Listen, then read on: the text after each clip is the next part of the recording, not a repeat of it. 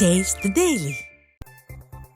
திருப்பூர் மாவட்டம் சாமலாபுரம் திமுக பேரூராட்சி தலைவர் விநாயக பழனிசாமி தனியார் நிலத்தில் சாலை அமைப்புக்கு எதிராக மனு அளித்த சமூக ஆர்வலர் பழனிசாமியை ஜீப் ஏற்றி கொன்றார். முன்விரோதத்தால் நடந்த திட்டமிட்ட கொலைக்கு திமுக கட்சி நடவடிக்கை இல்லை என கொலை செய்யப்பட்ட சமூக ஆர்வலரின் மனைவி கல்யாணி குற்றம் சாட்டினார். தனது குடும்பத்திற்கு பாதுகாப்பு அளிக்கவும் கணவரின் கொலைக்கு உரிய நீதி மற்றும் இழப்பீடு வழங்கவும் தமிழக அரசுக்கு அவர் கோரிக்கை விடுத்தார்.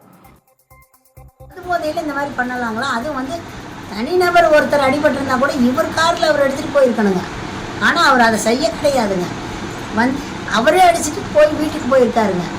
ஆனால் அந்த மாதிரி குழந்தைங்க அங்கே நேற்று இருந்தவங்க அத்தனை பேர் சொன்னாங்க, இவர் இறந்தது போனதுனால குழந்தைங்களாம் அப்படியே ஒதுங்கிட்டாங்க, இவர் வந்த வேகத்துக்கு எத்தனை பேர் அடிச்சிருப்பாருன்னு தெரியல அப்படின்னு சொன்னாங்க.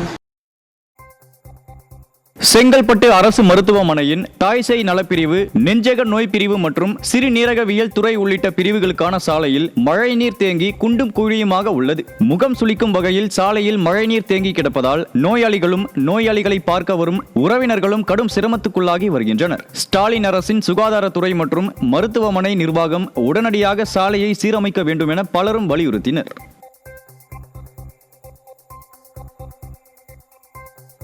தூத்துக்குடி மாவட்டம் திருச்செந்தூர் அருகே குலசேகரன்பட்டினம் முத்தாரம்மன் கோயிலில் சுவாமிகள் ஊர்வலப்பாதை மற்றும் கடற்கரை பகுதிகளில் உள்ள முட்புதர்களை அகற்ற வேண்டும் என பக்தர்கள் வலியுறுத்தியுள்ளனர். குலசேகரன்பட்டினம் முத்தாரம்மன் கோயிலில் தசரா திருவிழா வரும் 23ஆம் தேதி தொடங்க உள்ளது.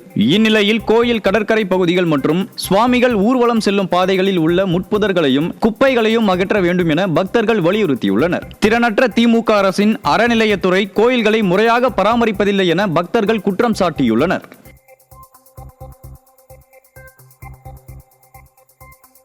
திருவள்ளூர் மாவட்டம் திருத்தணி அருகே விசிஆர் கண்டிகை கிராமத்தில் புனரமைக்கப்பட்ட மகளிர் சுகாதார வளாகத்தை பயன்பாட்டுக்கு கொண்டுவர மக்கள் வலியுறுத்தியுள்ளனர். அரசு பள்ளி அருகே 2013-14ஆம் ஆண்டில் கட்டப்பட்ட மகளிர் சுகாதார வளாகம் ஊராட்சி நிர்வாகத்தின் அலட்சியத்தால் பராமரிப்பு இன்றி கிடந்தது. இந்நிலையில் 2023-24ஆம் ஆண்டில் 15வது நிதிக்குழு மானியத்தில் 1,11,000 ரூபாய் செலவில் சீரமைப்பு பணி முடிந்தும் வளாகம் இதுவரை திறக்கப்படாமல் பூட்டியவாறே கிடப்பில் உள்ளது.